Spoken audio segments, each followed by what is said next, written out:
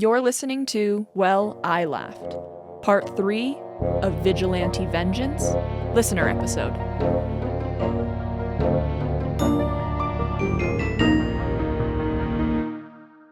I appreciate that support. Are we recording? Do you know? Okay. I'm going to just assume this is a defense mechanism, and I'm not going to say anything else. Hi. Hello. This is round 2 of recording this intro because my computer decided that it was done. Which also explains the kind of admittedly weird mood here at the top of the episode because of what we're going to say. Yeah. Okay. Hi, friends. Hello. So it's the Monday after the election. This is our first episode we've recorded since the results of November election. Mm-hmm. This is not our first emotional reaction to the news. Those of us who've been listening for a while, or even literally one episode, probably know like how we wanted this election to go. And it didn't go the way we wanted it to go. Nope. And I mean, I think Maia and I have both processed our responses like individually. And we're just letting you know that, you know, the values that we shared that like shape our views are still values that we share and are going to continue to be things that we advocate for and is going to be things that we talk loudly and proudly about in this space. And to continue to hold on to those values of like caring deeply about each other, caring deeply about our democracy, caring deeply about diverse groups of people that we identify with and make up our lives, that's not going to change. And honestly, if we had won and we had stopped fighting, we'd be hypocrites. True. And we lost and we're not going to stop fighting. And that just feels kind of like where at least I am right now. Yeah, I'm if I seem a little off, it's because I'm incredibly hungover. Sorry, was now not the time to say that. No, I actually think it was the perfect time, and we've been at this enough now to know how to pivot. It's like Grant's sad for both of us because I can't experience a range of emotions right now. I can only experience trying to survive. It's 7 Do you want to go and p.m. talk about what your day was like? Yeah, yeah. I'm so hungover. My dear friend Sammy, who I've known since 2nd grade, got married last night, and I didn't really realize that wedding was happening on a Sunday night until Great rates on Sunday. Get a great rate. That's so stupid. That's the second time I've said that joke now. Did you want me to not laugh? No, I mean it is funny, but it's. It's a funny joke. Know what I'm working with. Yeah. So. Okay. And yeah, so I woke up this morning and was like, oh no, I have to go into the office today. And I was so hungover, I ordered myself a cheese quesadilla for lunch, thinking like that was the only thing I could like fathom stomaching. And I didn't even finish it. I didn't even like get halfway through this cheese quesadilla. Like that's how hungover I am. I've eaten whole quesadillas and then wondered what happened to my quesadilla. So it's crazy. One time I ordered 2 whole quesadillas. So yeah, insane. We gotta start talking about quesadilla inflation. What do you mean they're $11? Yeah, it's one tortilla. It's a 1 tortilla and like some cheese. And they are also like God's gift to everything. Yeah. But so I texted Maia today being like I legitimately have to like use my plan period like for my job, but I so desperately want to read the latest little science fiction book that I'm reading right now, my little gay little queer book. And Maia was basically like, I will crumble to dust before you see me next.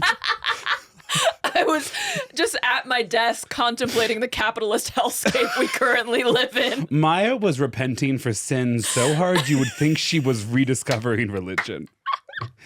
And then she was like, I'm ordering a quesadilla. And I'm like, I'm so sorry. And then I reread that and then I was like, I want you to know that wasn't sarcastic. Like I really am sorry.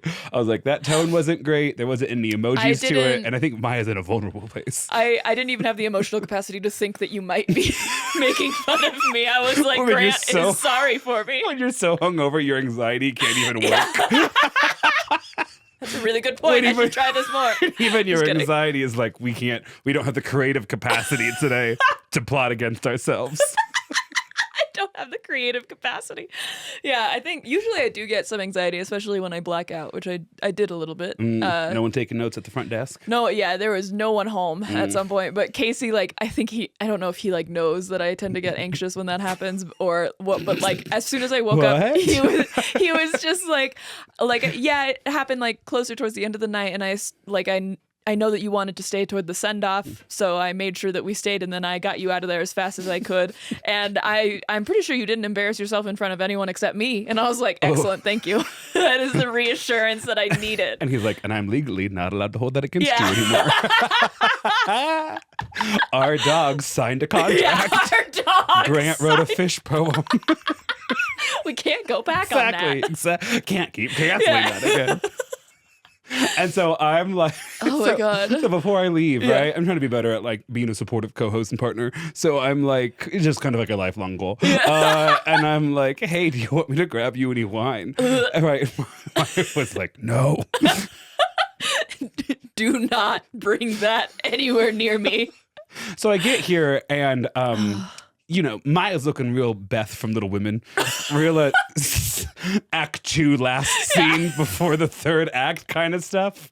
Yeah. And I sit down and Casey goes, yeah, Maia didn't drink enough water last night. Supposed to go drink water. And I go, what are you, the Trevi Fountain? Yeah, and he is. He's a very responsible drinker, but I am not. And Casey's like, well, that's how you avoid hangovers. And I was like, little do you know, there's this one trick. It's called being a large man. They don't want you to know about this one trick to avoid hangovers. Yeah, so we're good. My second grade teacher was at this wedding.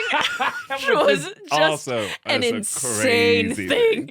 I forget sometimes how long Sammy and I have known each other. So when these people start coming out of the woodworks from like college, high school, elementary school, I'm like, what the hell is happening? Have I told you the story of how I almost drowned in second grade? I feel like I have. Maybe. It might have been on a Patreon. You told me about the time you were on a roof. No.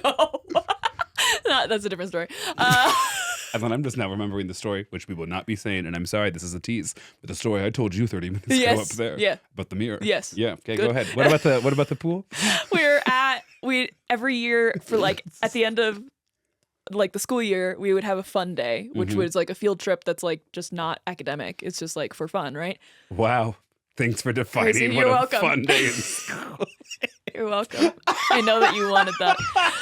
Can I tell my story about my trauma from when I was 6? If you're asking me, jury's still out. I don't know. You just defined fun day for all of us. Anyway, we went to the pool, the rec center, and you're supposed to like take a swim test to be able to swim in like the big kid pool, right? And so I didn't realize that swimming was a thing you had to learn.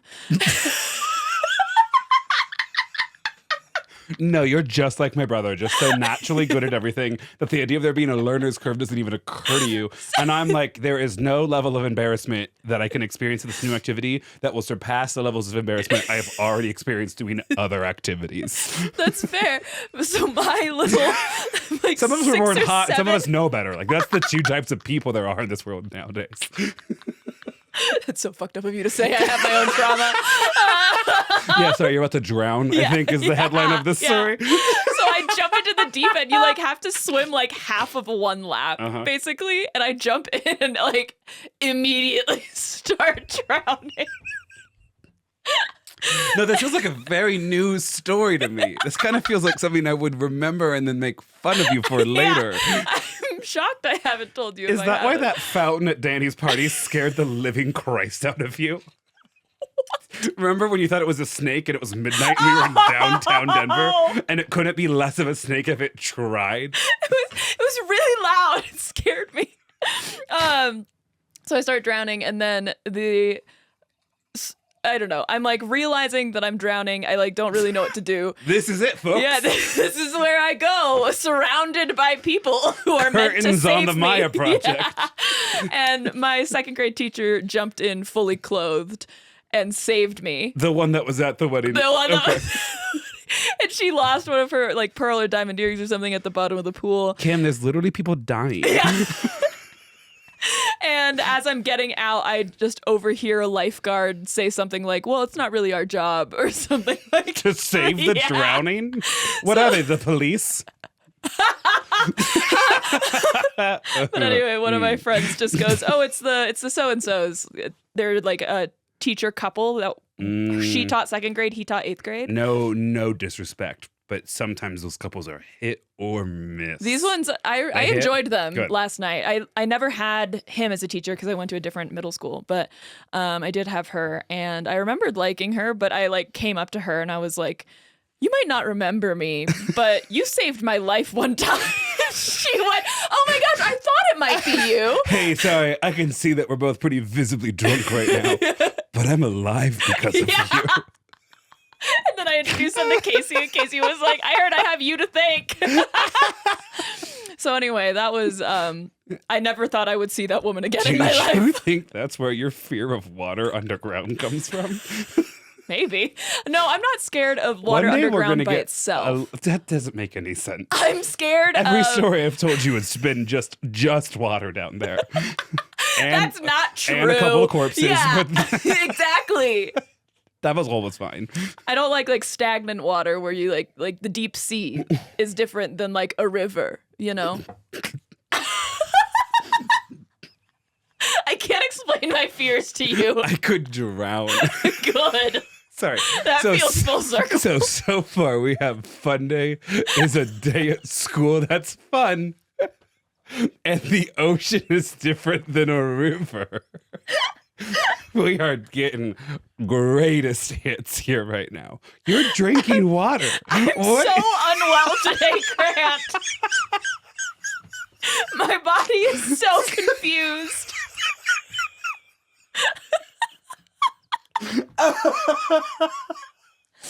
Nothing will ever beat imagine a stadium filled with ocean.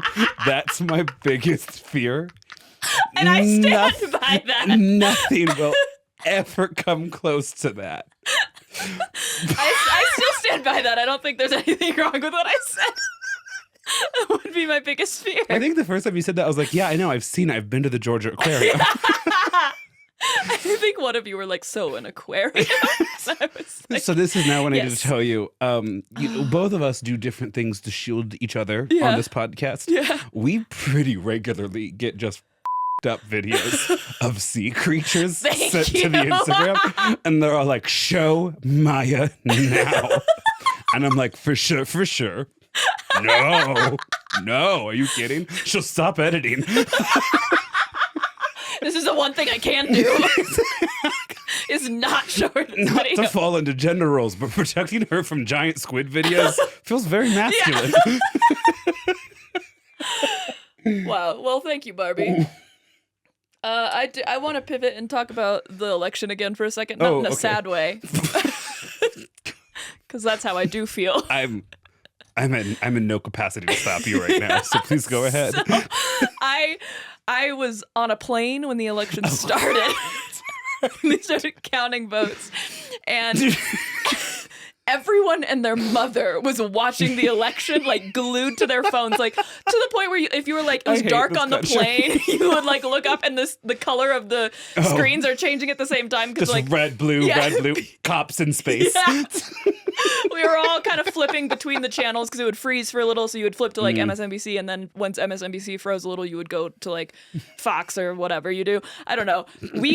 So many people were trying to watch the election on this free Southwest like Wi-Fi app thing that we like took down the Wi-Fi several times, and the poor pilots had to be like, sorry folks, the Wi-Fi is down.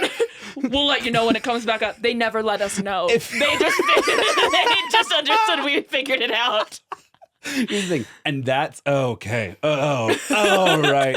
Listen, a big thing for me recently, and it's not conservative, but it feels closer than I want it to be, is that shopping has become so undignified in this country just recently. Edited an episode where you talk I go about a huge rant I think about that it. might be last week's episode. Right. So I So I've been on these flights, right? Like we all have. And they're like, okay, y'all, we're going to go ahead and move through the cabin early to get ready. We're making some like great time or whatever. And to clean up, get everything situated. All the trash, yeah. Right. And the first time I did it, I was like, okay, we're cooking, like here we go. And it's like Omaha to Denver. So it's like basically a bus in the sky.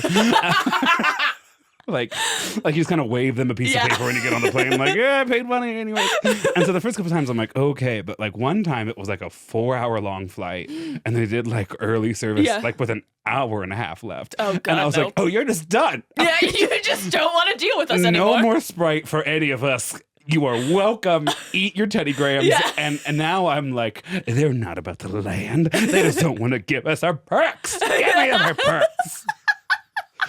I can accept. Can you hear the people say? We want perks. And now I feel like a Liberty Mutual Emu Limu commercial.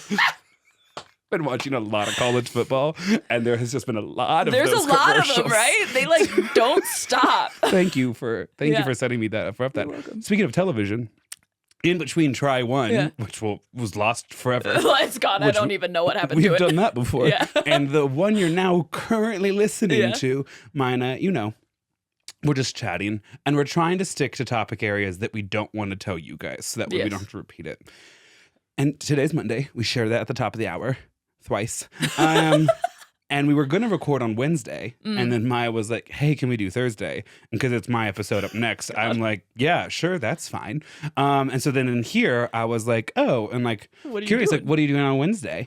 And Maia goes, Secret Lives of Mormon Wives. And I go, oh, and I want you to know, literally no answer you could give me would trigger a negative emotion out of me. Okay, when you did that right away. Are you watching it alone? He wanted to know if I pushed recording so that I could watch reality TV by myself. Live on air. And I was like, I get it. It's been a long week. It's been a busy week. And I get it. Exactly. Get that Chinese takeout, girl, right? Like, have your Julia Roberts moment. Like, I'm fine. I haven't scheduled anything else yet, right? I'll bump some things around. Nothing big. Nothing big. So the election happened last week. Jesus. And I woke up. I had just gone to a work trip, I went to a Pack Expo. It's just like an expo where they show off all these like packaging equipment and like that's new in the world of packaging. I don't know. It was actually really cool to like go and see, but you can probably gather that there's maybe some people that don't share my particular political ideologies there. Which is the only woman in that room? That's crazy. Which is like, no, there are a lot of marketing people. Good. And their HR reps. Nowadays. Yeah. And part of this Pack Expo, especially if you're going as like an attendee, is to get invited to these happy hours and stuff. And so I was there Saturday through Tuesday night, and Saturday night I got in pretty late, but then Sunday was a full day at the expo and then a happy hour after that. And then like me and the woman I was with went down to like the bar in the hotel. And then the next morning we like get up like relatively early. Also like the time change had just happened, so it felt really early and we're an hour ahead. And so then there's another full day at the expo, and then that night we have a I'm so excited to tell you this. Sorry, I'm locked in. Go ahead. Had a happy hour at like one of the booths towards the end of the day, and then we went to a really fancy like happy hour with like appetizers and stuff at one of our vendors' offices in the area. It was so nice. It was on like this rooftop patio area. It was beautiful. And then afterwards, the guys that we had met at the first happy hour. I'm loving where this is going. We're like, so we're going to see you later tonight, right? Like, I'm loving where this is going. At Howl at the Moon. Don't know what that is, but excited and curious. It's like a chain. It's a dueling piano bar chain. Oh. Yeah. There's one in Denver, or at least there was. I don't know if it's still there. But so we're leaving the second event, and we haven't heard from those guys yet. And so we're like, I'm literally about to purchase the Uber to get back to the hotel. And then she gets a text. Like the person I'm with gets a text that like they're heading there or like are almost there. Okay. And so we're like, okay, we can do this. We're both like exhausted the way mentally. I would already be doing it. The way I'd be like, we're going still. I'm like still kind of hungover from yesterday a little bit, and now I've been drinking for like many hours at this point. Pack Expo, baby. Let's get tats. Pack Expo. And so we get there, and the dueling piano bar is really cool. They have like a bunch of live musicians that kind of rotate out, so the music never stops. You don't get like, we'll be back in 10, folks. Like, sure. Just one of the musicians will leave and get replaced. Duh. But they take requests, so you can Venmo. I sent you this. Yeah. Yeah. Yes, you can did. Venmo them with a request, or you can like go up with like a request sheet and like a tip or something, and then they'll do that. And so I Venmoed. And if you have a white middle-aged dad that's in packaging, I probably saw him. I'm just going to let you know now. I saw them doing things that were pretty embarrassing. Just like the way that they're dancing, I was like, please stop for the love of your daughter, who I know somewhere is like getting the spidey sense that you're embarrassing her. That was an Aaron Sorkin episode from The West Wing. Yeah. And then at some point, one of the singers says, we've gotten a lot of requests that you'd like to do the song, or like you want us to do the song, but only if you can sing it. And we're not a karaoke bar, so we're not going to do that. And then he kind of stops and he's like, but you can buy us. Like if you could tip us $100 and we'll let you sing. And the guy, the guy from the company that like invited us out kind of turns around and he's like, so which one of you is doing it? Like looking to me and then my coworker. And I call his bluff. I'm like, if you pay, I'll sing. Yeah. And then he does. Oh, hell yeah. And then anyway, that's how I sang "Living on a Prayer" by Bon Jovi in front of an entire bar of PAC Expo people. I have pictures. Don't you Thank worry. you. I don't have My a video, go-to but is always "Dancing Queen" by ABBA. I just needed something that Or I knew I could "Does sing. Your Mother Know" by ABBA. Yeah. Or if I'm really drunk, "Slipping Through My Fingers." Slipping through my fingers. Meryl Streep version. Yes. From ABBA. Okay, so first, this is... God, isn't it so fun to work in a job where people who are your coworkers have disposable incomes or expense accounts? Yes. This is one of the performances. I thought that was No, you. that's not me. That's not me. Okay. There's a guy like Who is this literally man? standing on the piano, and you can just see all of the like Bald white representation. Yes, there's so many bald white men. representation, inclap the man everyone's looking at. He looks great. Oh, is he does. rapping? Oh, there's like a lot of like I don't hand think gesture. there is. No, I don't think it was rap. Is that Mike Birbiglia? Okay. Ready? Yeah, if you're not bald, you're Mike Birbiglia in this crowd. And then I also, shortly before I incorrectly called this man's bluff and ended up on stage, I did Nice. Venmo request for Pink Pony Club by Chapel Road. That's the And screenshot I sent got. a screenshot of that to Grant. Like, I'm about to cause chaos in this house. There's a bunch of pictures. Okay, like with love, fuck you. This is such a cool photo. I know. You look like you're a new cast member on SNL. It's floating right here. I'm gonna make her put it on the YouTube. It's floating right here. Yeah, you're killing. Is one of them shirtless? No, there's No. a tan shirt yeah. with their. That I don't know what happened there. These are all photos from my coworker. It's like a picture of his pocket. Yeah. Yeah, When the kid has to read aloud in class. I was looking at the lyrics on my phone and had to hold it like kind of close because I was kind of drunk. I want you. Hold my hand. I want you to enjoy this time and your career. Thank you. Where you're the youngest one. I am the in personality crowd. hire Yeah. in general. Yeah. Yeah. Because I'll go to these kind of conferences now, and they're like, Grant, what do you mean you're going on a date? It's already 7 p.m. on a Saturday. And I was like, I didn't say I was marrying him.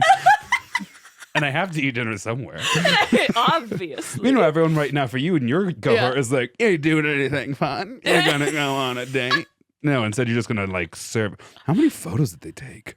I think I might have saved them a couple times on accident. Something's happening here. A man just wiped his brow and moved his hips. And he's in a puffer vest. He just took off the puffer vest. Okay, I think it's about to turn inappropriate. I can't live narrate it. There was nothing inappropriate. No, at this. obviously you didn't show me PORN. Oh, these were guys that got up on stage to dance during Pink Pony Club and then proceeded to get kicked off stage because they kept doing stupid stuff. So you had a good time. Yeah, I had a good time. I don't really think I'd heard that story. Or any of those stories, really. I was keeping notes. This is the longest Oh, wow. little list of notes I've ever Weekly had. updates, weird questions. Yeah. Okay. There's a couple that I'll save for like later. Oh, this is but what you were talking about earlier before we started Yes. record, where you're like, Yeah. it's going to be a lot of them listening, I and have then a lot eventually of some things to talk stories. about. Great. Yeah. I'm sad. So one thing that I found at this PAC Expo, it's really cool. There's like a lot of fun vendors there that like make things and sell things that I didn't even think of as being problems.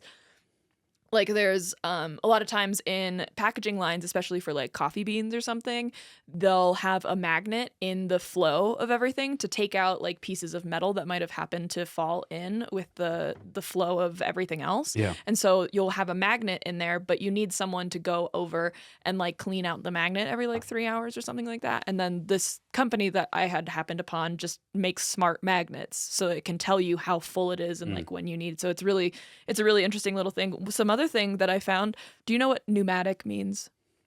It's like using air pressure. Do you know what like a pneumatic nail gun is? Have you seen those? There's like a wire connected to like a nail gun and it shoots air, and so that's how you can like I know put the I know what a nail gun is. Yeah, I don't know what makes it pneumatic. It's the air connection. I mean, if it was nomadic, I could give you a cultural definition for Anyway, I found a pneumatic industrial strength glue gun. What does that even mean? Exactly. I like don't just know. so much caulk?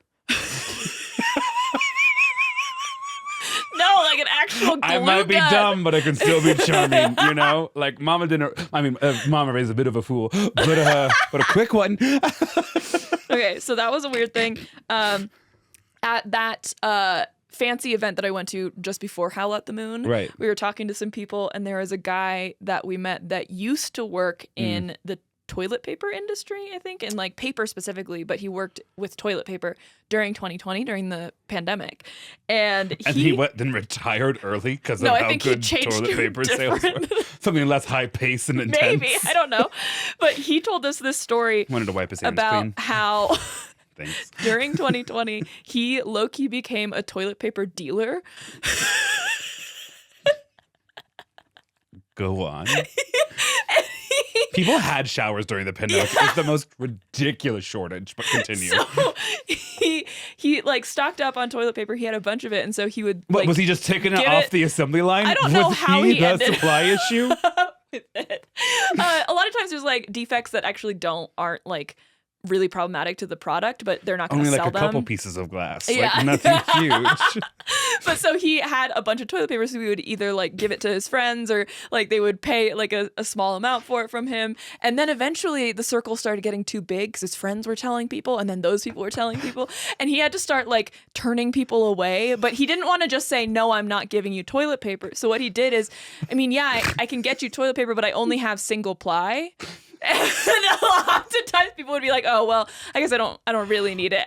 And he never was going to give them single ply. That was just his way to like weed out people that actually needed it or not. And I think that story is hilarious. I would watch it. I would watch that show so much. Are you kidding me? Woo. Oh, sorry. To the mic. And then this guy on my Uber ride to the airport. Or no, it wasn't to the airport. It was to see like my close friend from high school that was like in Chicago. And it might have been there or back. I don't know. Whichever. This guy turned on worship music. Oh, God. Which was fine. I was like, go off, Queen. I'm just going to put my headphones in because this isn't really my jam. But yeah, like, you do you. Right. And I guess that channel wasn't. You're in Chicago when this happens? Okay, interesting. Yeah. I was like, whatever. And so he then, I guess that station wasn't playing the right kind of worship music. So at one point, for a good 5-10 minutes, his phone. It's Delilah. His phone is also playing worship music. Two different Battle of the Bands. The radio is like more quiet, but still playing worship music. And then eventually he turns the radio down. Now it's just coming from his phone in the like cup holder in his car. This is what's wrong with society. Spotify. Go off. Sits for Maia. Get after him. And then he starts singing along. And I was like, okay, it's a lot harder to ignore now. Is it like... No, he was like... Or is it like... Not like... Sing it with me. It's not like... Yeah. It was not like a full-on performance, but it was not quiet by any means. Listen, with all due respect to Uber and Lyft drivers,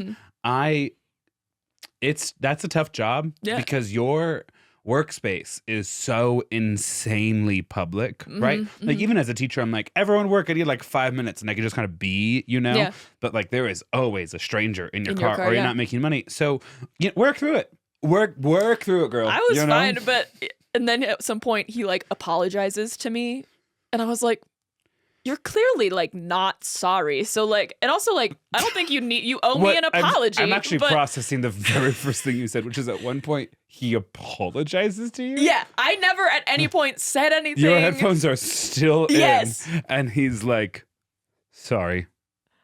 That's it? I had to take my headphones out at some point because I was getting like car sick or something. So I was just kind of sitting there. 4 different styles of music is a lot for your ears to take yeah. And I couldn't really ignore it. And then he's like, sorry about this. And I was like, no, like, you're fine. And then he keeps singing. I was like, oh, cool. It's not bothering you at all then. It wasn't even like, sorry, I didn't even realize I was singing aloud. I'll stop. This is the danger of musical theater education. Yeah. Those kids sing whenever they want. Like, what? Yeah, I'm just like, a charming person is what I learned at Back Expo. You're like, if you want me to put you onto some real heat, doop doop doop doop. Dump, da da da dump, dump, da da da da. Not throwing away my shot as you get out. Anyways, I hope you find God again. Yeah. Thanks for the ride. Goodbye. Yeah. I experience this whenever I'm with a second person. And I am anywhere where there is not an authority figure, but there's a person in charge. So Lyft rides and the person who runs bar trivia. Same kind of person for me. That's me fair. And someone else. Well, honey, you're getting a show, okay? And you're gonna know at some point you're the audience. Yeah. Because I'm not engaging with you, but it's for you, and I'm looking at you in the rearview mirror or whatever, right? And it's intense for a second, but we're smiling. Yeah.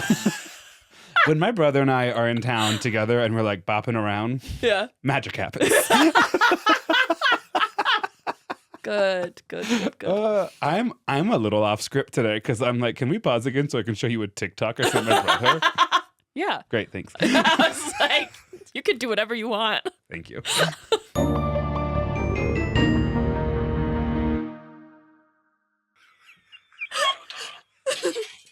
that was chilling. I blacked out. Ever tell you? I just send my brother stuff like that, and he's just like, love it so much. That's so good. He got the sorry, I know you wanted to launch, but just real quick, he got this on his TikTok. Have you seen this? No. You haven't seen this video at all? So my brother sent that to me, and I was like, oh, hell yeah, you're getting original scripture. And he goes, but what is it? Yo, but why? Okay, I don't know if any of that's stained or if we're back now or whatever. What were you going to say? I was going to make a comment in relation to that TikTok. One time when I was young, my uncle called our family and wanted to say hi to me, and I was still super like shy and anxious, and I didn't know my uncle that well. And so the entire time we had the conversation, I was just repeating everything that he was saying. Nice. He was like, hi, Maia. I was like, hi, Maia. He was like, how are you? How are you? Do you go there? Yeah, do you go? I've got the money. Because what he's trying to do in that TikTok is ask Danuta if she wants to go get dinner on a date. But he can't do it. And so he's like, I have the money. Do you eat? Danuta, I've got the money. Klaus, that was chilly.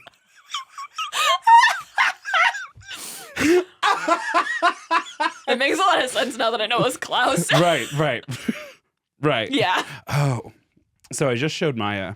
Maybe it's still in. I don't know. A funny little TikTok spinoff of a scene from American Dad. Mm-hmm.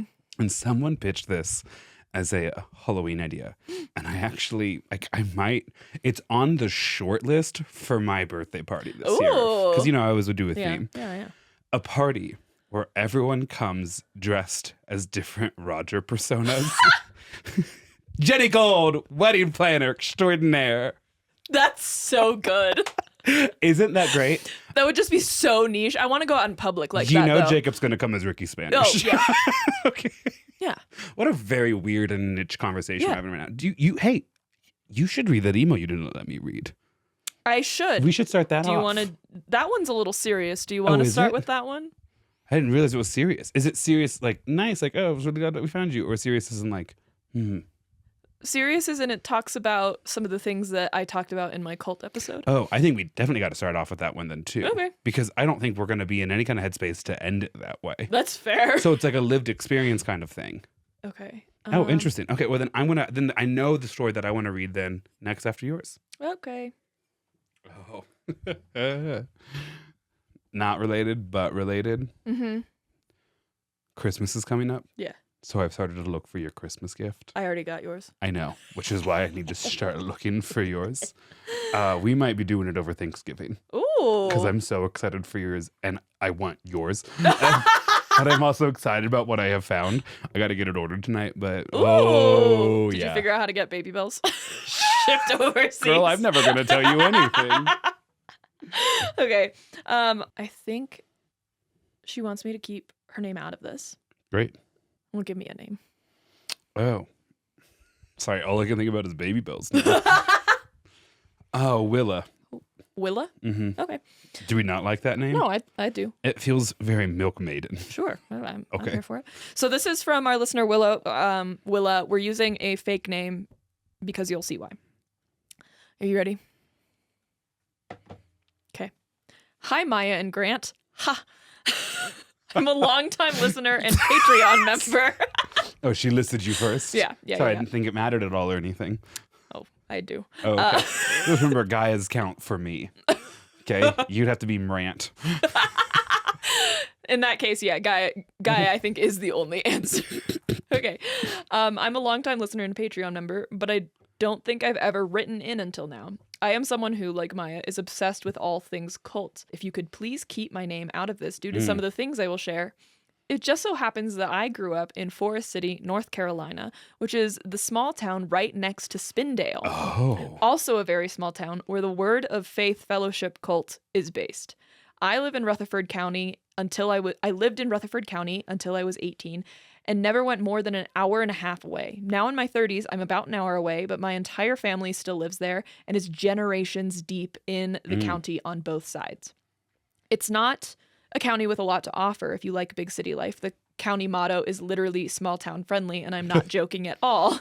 It's at the foothills of the mountains, so it's a beautiful county with a lot of nature, and overall the people there are good-hearted. It's just a slow living kind of place. The whispers about Word of Faith have always been a part of my life. They own a lot of businesses, and my parents would never let me go into any of them. Good parents. Even though I always wanted to go to their cafe because the baked goods looked delicious. Okay, is this Lydia? Yeah, I was like, that would be me. That would be me. Lydia's willing to overlook a lot. For a good baked good. For cinnamon rolls. Yeah. She will walk through fire if you have a unique recipe. Because the baked goods look delicious. I remember a close relative telling the story of how he personally knew that Jane Whaley had cable installed in her place, as well as having a big TV in her room that could be hidden from view. Meanwhile, she doesn't allow any of her followers to have or watch TV, at least at the time. I don't know if that has changed. This was in the early 2000s when I heard this. I have another close relative who worked with a woman who was breaking free from Word of Faith, but was having trouble because I don't know if this is a trigger warning, but this is where things are going to get a little darker. Content warning. Yeah. Jane brings immigrants here and then steals their passports. What? Yes, that's highly illegal. Yes, I'm certain literally human trafficking. Yes, I'm certain she's on an FBI watch list or two. The woman had a young son, and her partner was still back at home in their home country of Brazil. I do think she eventually got back to her home country, but I can ask my relative if you want the whole story. I've heard talks of so much corruption within Word of Faith over the years, talks of hypocrisy of smuggling in illegal immigrants under false pretense and withholding passports, of the church attempting to beat the gay out of people, including teenagers. They have like a big compound where everyone lives, and they have major financial control over their members, among every other aspect of their life. They force the immigrants they bring to be nannies, maids, and other jobs where they then are controlled in every way and cannot escape. So after that email, I forwarded that to my email and responded to her. I do one investigative journalism piece, and suddenly Maia also. Yeah, exactly. So then I respond and was like, this is insane. Yes, tell me everything. Right. And she says, "Hi, Maia, I'm so happy you saw my email because my relative randomly just called. And so I asked more about what she learned from the girl she used to work with. And she had the tea." You love it when emails start like that. Yes, exactly. Okay. I know everything. Basically, she wants to ensure that she tells me who this relative is to her, but she knows that everything coming from this person is accurate. This person doesn't embellish or lie and is a very factual type person. She worked with the girl for a few years a while back, and they were close. She kept in touch with her over the years, and I can confirm that yes, she is in Brazil now, and her son has escaped the cult. More on that later. My internet just randomly went out. It's windy and cloudy here, and it's easier for me to type on the computer. As soon as it comes back, I'll get it all typed out and send you an email. I don't want this email to leave you hanging, so I'm going to leave you with this instead. She sent me a screenshot of all 150 rules that the Word of Faith cult members have to follow, but she then sent me her favorites. Okay. She also mentions that the 150 rules is likely a lot longer because it was 150 rules 5 to 7 years ago. One of the do's. Number 3, you will be required to smile on command. This is called, quote, keeping your happy face. Like put it on the shelf? Yeah. Or be sweet and obey? Yeah. From other religious cults that we've talked about? And then some of her favorite don'ts. Rule 109, don't play hide and go seek. Rule 102, don't have dingle dangles hanging from your rear view mirror. That's just like a personal dingle dangles. Dingle dangles. I mean, I hate truck nuts. Yeah. So I mean, yeah. It's like a broken clock is right twice a day. Did you see we got a comment on that's like not right? What? A stopped clock is right twice a day. A broken clock could never be right. Oh, I'm sorry. A broken clock. What happens to its face? What happens to the arms? They stop working. Right. So they freeze in place. They might not. They could just, one of them could move faster than normal than it should. Okay, but so there's still a time though where it could be right, and that's Grant, probably I at wanted least to be twice a right day. about this, so if you could please shut your mouth. You objectively weren't. Rule 137. Be sweet and obey. Don't complain about the list of don'ts. Are you pulling up some of the rules? I'm pulling up the last email she sent. Okay. Hi, Maya. I'm back and ready to spill gallons of tea with you, so bear with me. This email might get long. And then she talks about how she's censoring certain individuals, or she wants me to censor them, but did write who they are to her in the email so that I can trust how reliable they are, which I trust you, man. Okay. Not that I think Jane Whaley will ever catch wind of your podcast with the life she lives. I don't know. Sometimes those kind of organizations like really do monitor their media presence. Yeah. I just want to be safe rather than potentially sorry. My roots run deep in Rutherford County on both sides of my family, meaning my family existed there long before Word of Faith Fellowship was started.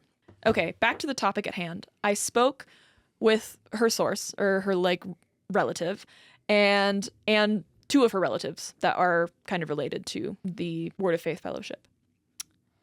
They are, because they're two different sources, some of them, they don't really talk much. So the sources might sound a little bit different, but what we said, Willa is the name that we chose, Willa. Willa said, I had heard most of what they told me before. I just didn't remember until they jogged my memory. But they also told me stuff I hadn't heard, so this was wild for me too. They both told me several of the exact same things without me bringing it up first, which further confirms a lot of it. You'll most definitely need to add trigger warnings because some of the topics surrounding this cult are heavy. Heads up. Yeah, I have no idea how a small town, Rutherford County local, managed to successfully start a cult in 1979. Is still going strong 45 years later. It truly blows my mind. My mom has a book she's going to bring me next time she comes to visit. It's called Broken Faith Inside the Word of Faith Fellowship, one of America's most dangerous cults, and it's written by Mitch Weiss and Holbrook Moore. Mitch Weiss is one of the sources I sourced a lot in my covering of Word of Faith Fellowship. He did a lot of the investigative journalism for, I think, AP News.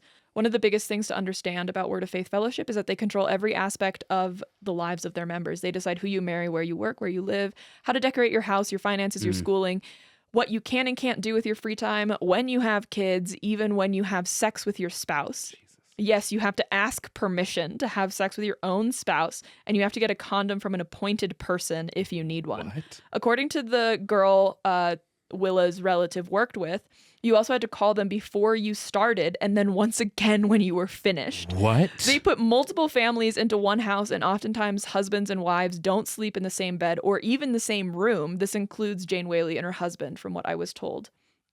Okay.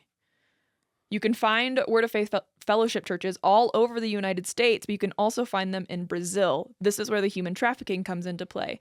The girl Willa's relative worked with a few years ago was from Brazil and brought here thinking it would be a great fresh start for herself, her boyfriend, and their baby. Except Word of Faith left the boyfriend in Brazil, and once the girl was here with her toddler son, they took her passport and locked it up.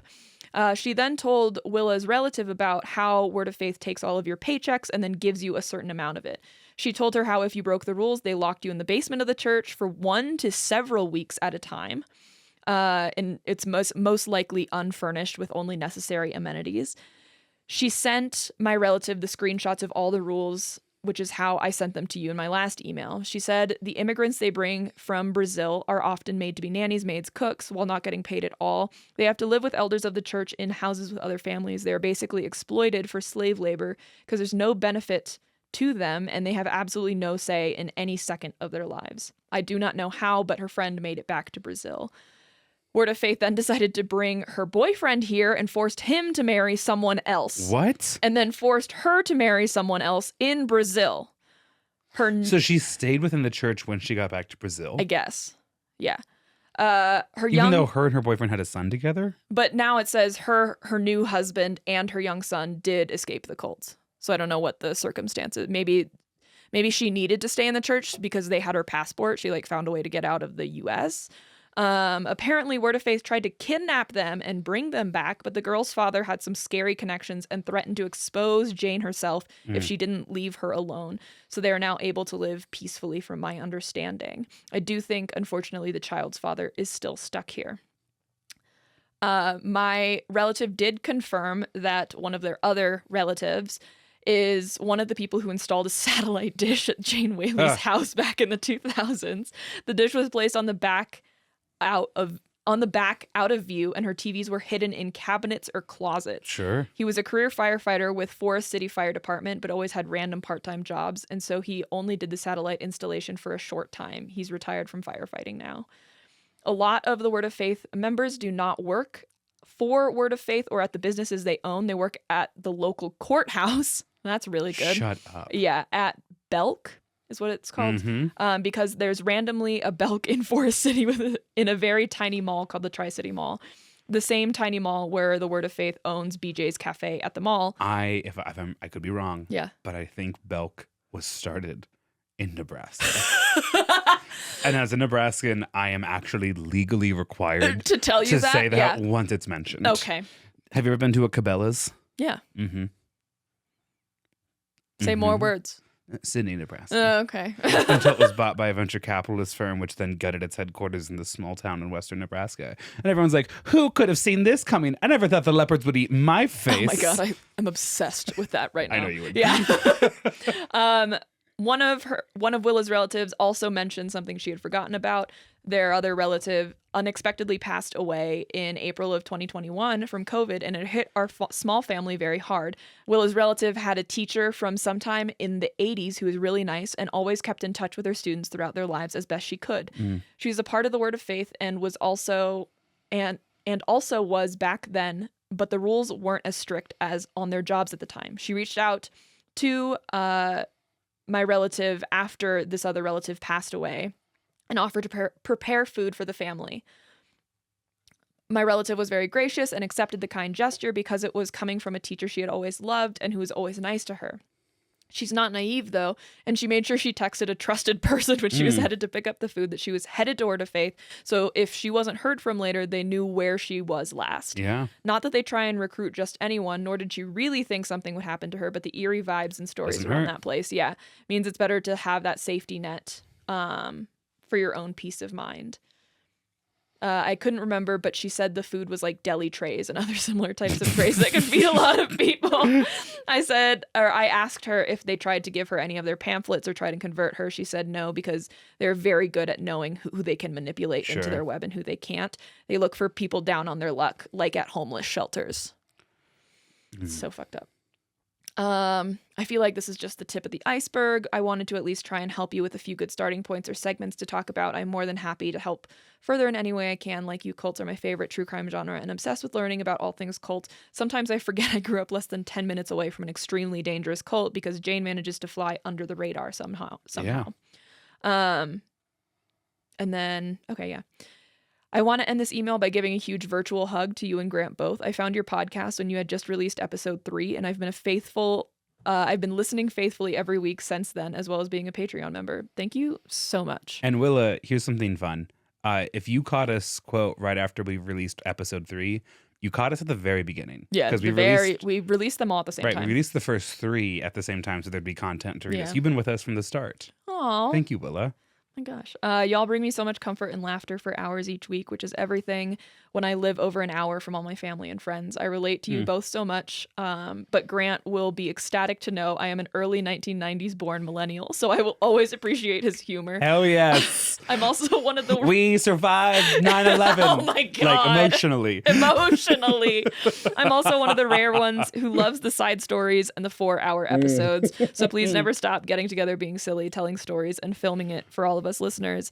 I am looking so forward to listening to you cover this topic, and I have several life stories I want to send y'all's way in the near future.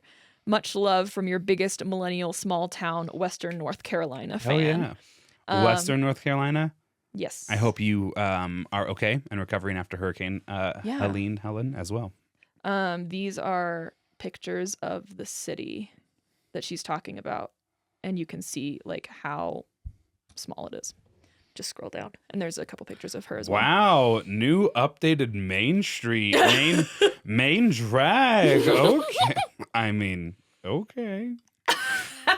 And a fountain and a park. Oh, this town is lovely. This town is not down on its luck. No. That's a very short drive. Yeah, tiny. Oh, but adorable. Adorable. I know. She looks happy. She does. Well, I'm happy for you. Yeah. Thank you so much for sending this. She sent me a ton of like links and stuff to like resources and sources for some of the stuff that she said. These are Google Maps Yes. images. Whoa, Right? wait, hold on. Right? Hold the phone. God, all cults, like their urban design is just so bad. ugly. Yeah. Disgusting. I know that's not why we need to hate them, but it's all reason. It's it's a good one, I think. They have a little covered this is, Yeah. it's a lovely little small town. You live in a good place, Willa. Yeah. Your family's in a good place. Yeah. Even though you live really close to this. But thank you so much for sending that in. And I am excited to do a deep dive into your story. What? Okay, sorry. You're Like, good. my favorite thing in the whole world is when we start recording and my phone goes on Do Not Disturb, because what then comes out of it Yeah. as like I check, it's like a couple updates all at Yeah. once, and I'm like, okay, Oh God. Oh jeez. there's not a tread. No. There's not a. This isn't New York Times like connections, right? It's oh just my gosh, very yeah. different things. Okay. Do you have a story you want me to read after you do? Kind of any of them. I haven't Alright. read. I'm currently skimming this one to see if I'm allowed to say this person's name. Okay, this person does not give us explicit permission to use their name, but in the message itself, it has like quotes, "Hey, insert name here," kind of stuff, right? Yeah. So I think they probably want us to be able to say their name. Yeah. I'm not going to on the podcast. Right. This is, I was employed by a cult. I'm gonna give me just a random J name. I don't know. John, fantastic. Also known as not exactly this person's name. Oh. You want me to try again? And no, it's okay. John works. Okay. And if I'm saying John, but in the episode description, you read a different J name, we got permission afterwards and I send a follow-up email. The title of this email is, I was employed by a cult. Sorta. Good. Oh, you'd pass my class. Yeah. Hi, hello. Maia and Grant. Yes. Thanks for writing in. Like when you're looking for the detail of like, please feel free to say my name and my pronouns are blah, blah, blah, that you don't even read the greeting per se. Walked right into that one. I hope you are doing well this election night. Yeah. or as well as I can be given the circumstances. Yes. And since you will be reading this in the future and know the outcome, I hope they are the desired outcomes. That's rough to read now. John, they were not. John, and sorry, I'm already in a side tangent. John, they were so not the outcome that we wanted. They were so opposite. I'm about to name drop a near and dear friend of mine. I'm sure she's fine with me saying the name. My dear friend Riley. Right. She's the one I lived out with in California. We've been friends. She was the friend because I threatened not to murder her. I told you this story, right? Yep. Oh, that's funny. How do I get myself into these situations? Anyways, Riley told me the next day, she was like, I'm so sad that I'm going to just dive into like rom-com fiction for the next several months. Next 4 years. Right. And we'll kind of look up like 3 months before the midterms in 2026. And I was like, oh, wait, I can academically disassociate. And I have read a book and a half since Tuesday. And I was in a special class in school for kids that could read, just not fast. My screen time. Gifted and talented, but like opposite. My screen time is like at least halved. That's how not desired the outcomes were, John. And it could have been so much worse. Yeah, I don't know how much worse. But they certainly could have been better. Yeah, they really could have. I'm a little wine drunk. The next day I was in the office and my coworker, like there's like 2 desks per like little pod thing, and so my coworker was actually there, and he was like, "How are you?" And I was like, like fine, and he was like, "Just fine." I'm like, "Well, I'm living in a capitalist hellscape, and like I kind of hate, and 70 million people just voted for me to not have my bodily autonomy." And he went, "Oh, yeah, uh-huh." And for him, it was just a Wednesday. And then he sat down and got back to work, and I was like. Well, he lost in this state, so haha. Yeah, that's what brings me joy. The tough part was, and I love her, my sister is wild. Yeah. I'm gonna share portions of the text message my sister sent on election day because I forwarded it to you all, right? My sister's basically like, I'll start an illegal backyard business before anyone, man or woman. And I was like, progressive. Yeah. Tells me what I can do with my body. And my sister's the kind of person that would just absolutely befuddle someone like Danny, who really loves to look like the demographics and like use it as prediction, stuff like that. My sister would because my sister's white working class, but also has a college degree. But like, don't ask where her boyfriend was on January 6th, kind of that crazy, mysterious third option. Okay, so she's like, I'll be damned if anyone, man or woman, tells me what I can do with my body. Voted. Feeling optimistic. This is Tuesday morning. Yeah. Feeling optimistic about things. It's my friend Lindsay's birthday today. I made her a card. Here's a picture. And I didn't tell you this part. No. The poster my sister made was 2 unicorns. One was just a regular unicorn, and the second was a unicorn on a stripper pole. And the first unicorn said, other 45-year-olds. And the stripper pole unicorn said, Lindsay. Oh my God. And so when that precious being, my sister, who is older than me, called me at 10 p.m. my time, because she trusts me and she doesn't really know what's going on. Yeah. And she's like, give it to me. What's going on? It was like I had to tell her time of death. Oh, because no. I hadn't said it out loud yet to the party that was gathered in my living room. But I could see the results that it wasn't going to happen for us. Yeah. And I was like, it's not going to happen. Yeah. But here's the tenacity of hope. My sister has heard plenty of bad news in her lifetime. So she weathered the storm okay. She had a birthday party to get to. Our friend John was employed by a cult. Sort of. Exactly. Yes. Let's get back to it. Let's get back to it. They weren't what we wanted, John. They weren't what we wanted. TLDR. Jesus, we literally haven't even started the story. It's hard to be like second paragraph because like the first one was so small. Yeah. I was listening to episode 77, part 2, and after reading the episode description and knowing it was part 2.5/3 is, I will be skipping it because from 2019 to almost 2021, I was employed by a QAnon-adjacent organization. Tell me everything. Y'all might be asking yourself, quote, "Hey, John," not his real name. "What the fuck does that mean?"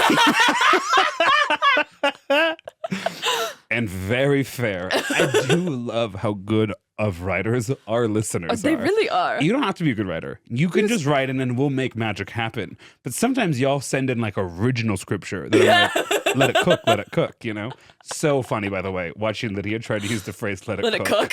Because it's like, it feels unnatural. Yes. She looks weird while doing it and never gets the circumstances right, you know?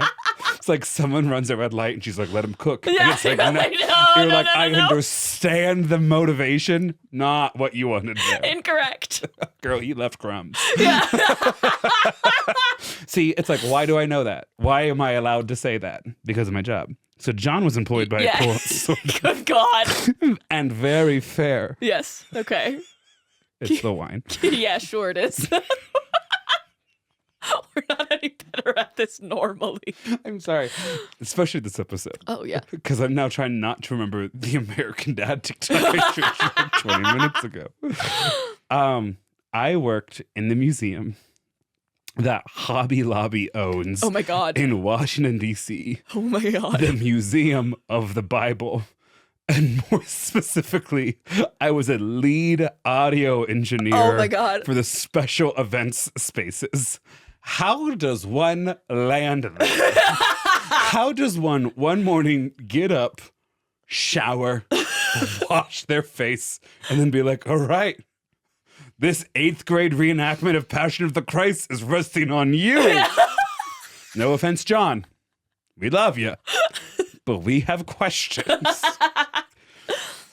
If you've ever heard any news stories about Hobby Lobby Yes. buying fake artifacts Yep. or getting involved. Sorry, I knew it and it's still funny. Or getting involved with foreign governments because of providence and wonder why a craft store would be involved in a disagreement with Baghdad. That's just good humor right there. That's good writing. Yeah. It is because those items were purchased or smuggled into the U.S. for exhibits in D.C. at the museum he works for.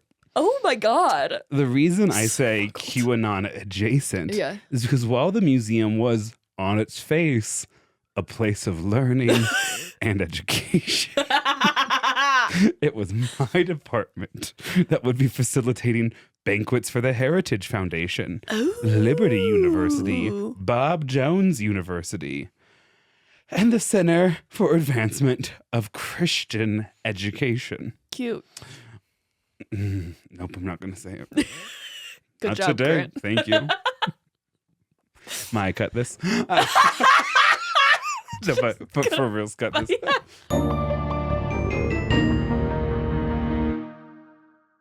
Maya, we're back. Sorry, I lost my place again. Center for the Advancement of Christian Education. We also hosted book sightings for Stephen Strang, author of God and Cancel Culture, and of course, Trump Aftershock. Also, Gary Habermas. I don't know how to say his name, and I refuse to learn. Author of The Case for the Resurrection of Jesus. Hadn't realized we buried him again. What? Listen, and you know I love my family. You know I came from a Norman Rockwell family. But in about a month, I'm going to sing hymnals, which are contingent on me getting prime rib.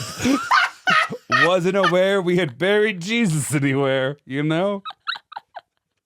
And then over prime rib dinner, post Christmas Eve service, my parents are going to be like, when are you going to bring one of them gay lovers home, Grant? Never. I don't want to get married. Okay, where am I? Great. Okay. As well as Pure Fix movie premieres, I hope that by listing these examples, you can understand what I mean by adjacent. Yes, we see you, John. We've known from the start. While some organizations would not endorse or condone that movement, they certainly were in the same conversations as that movement, as well as facilitating and legitimizing that movement. Yeah. The long and short of it was that I unfortunately got to see how hat cult. Okay. Oh, maybe a little. Oh, I see the red hats. The red hats permeated the That's upper clever. political class, even if they didn't expressly believe the more outlandish things at the core of the cult.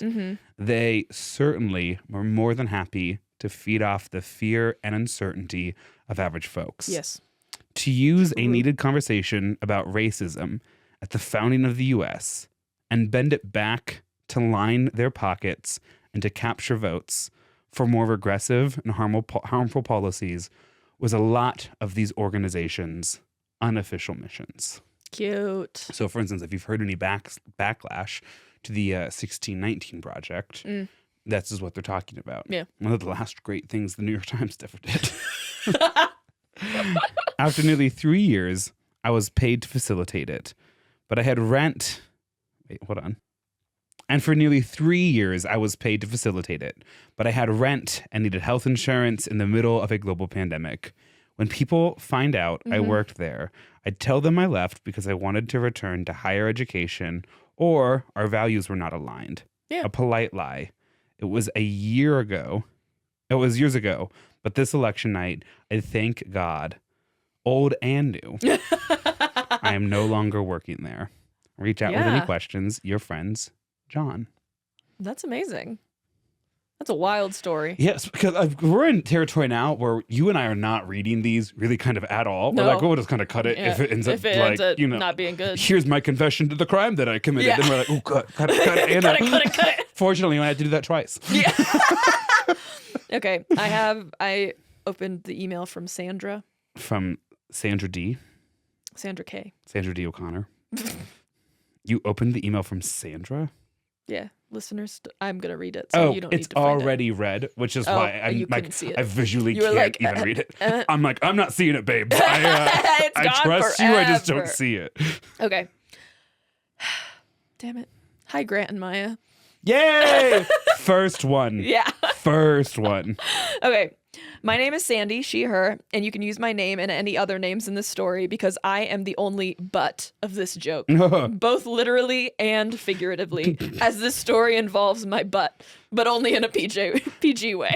PGA way. Only in a PGA. Professional Golf Association way. Okay. I'm not sure what theme will match my story, but usually I'm a week I'm a week or more behind in my listening, so I don't get the topic in advance. To be fair, Sandy, we've kind of every once in a while we try and keep the listener stories on theme, but oftentimes we're just like, here's a good one. yeah, this is a good story. Yeah.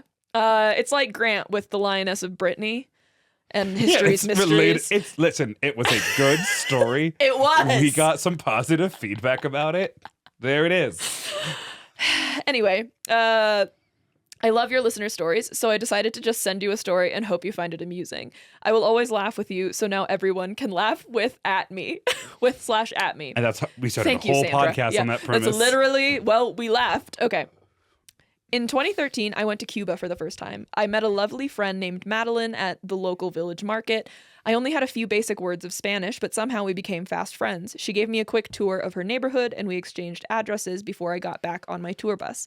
We wrote to each other regularly for 2 years before Cubans had cell phones. But each letter... Sorry.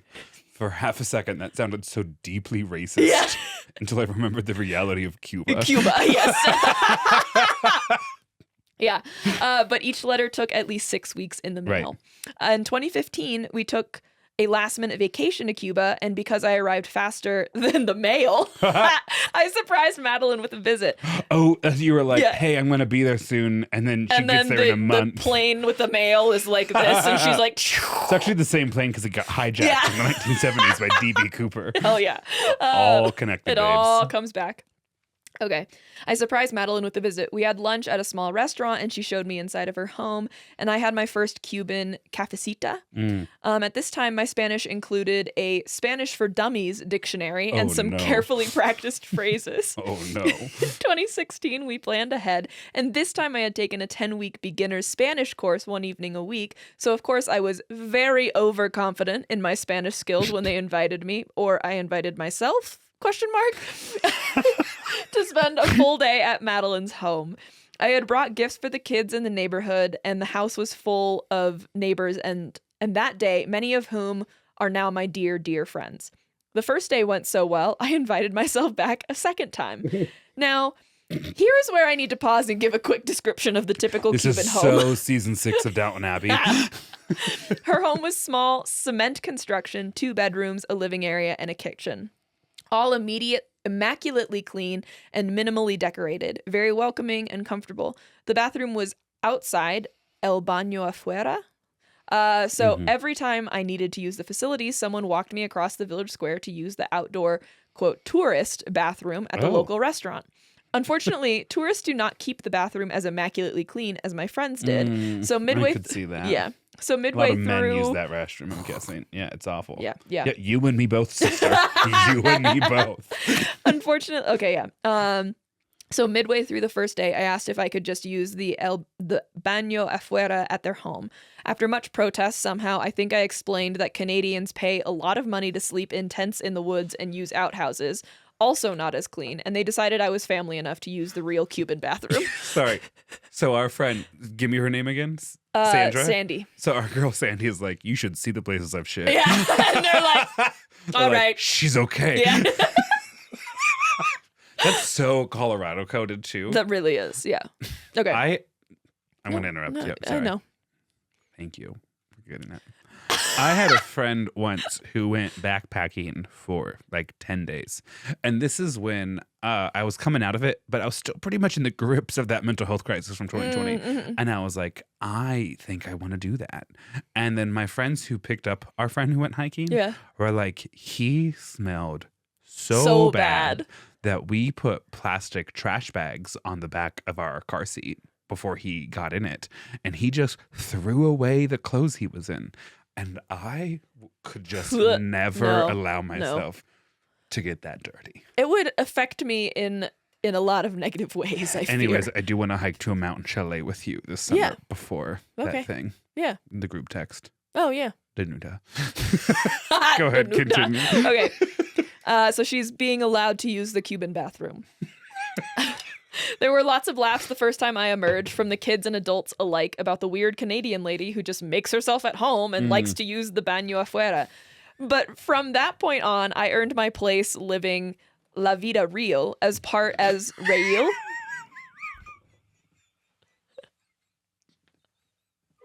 I'm going to let you finish. I'm done. Okay. As It's part like of my dad ordered a chimichanga at a Mexican restaurant.